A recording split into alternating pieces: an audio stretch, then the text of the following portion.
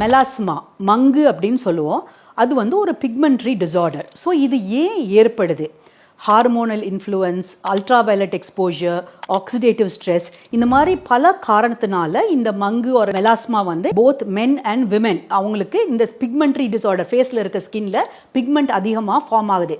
மெயினாக அந்த cheek related area, forehead, இந்த மாதிரி இடத்துல தான் அது மெயினாக ஆரம்பிக்கும். இந்த ஈஸ்ட்ரோஜன் ரிசெப்டார் ஆக்டிவேஷன்னால MITF microphthalmia associated transcription factor அப்படிங்கிற ப்ராசஸ் ஆக்டிவேட் ஆகி இது வந்து மெலனோசைட்ஸ், அதாவது மெலனின் ப்ரொடியூஸ் பண்ணுற அந்த செல் ஆக்டிவேட் ஆகுது. இந்த MITF ஃபேக்டர் வந்து டைரோசினேஸ் அப்படிங்கிற ஒரு என்சைம். இந்த டைரோசினேஸ் என்சைம் தான் நம்மளுக்கு மெலனினை ப்ரொடியூஸ் பண்ணுது. ஸோ இந்த tyrosinase and tyrosinase related proteins அதிகமாக ஆக்டிவேட் ஆகிறதுனால மெலானின் வந்து அதிகமாக ஃபார்ம் ஆகுது.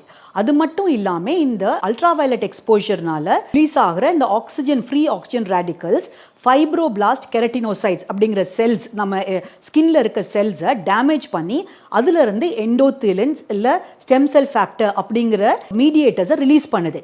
This mediators also cause activation of melanocytes. அதனாலையும் நம்மளுக்கு அதிகமாக மெலனின் ஃபார்ம் ஆகுது.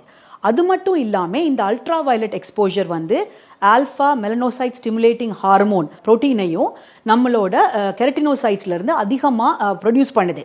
இதுவும் நம்ம மெலனின் ப்ரொடக்ஷனை அதிகமாகும்.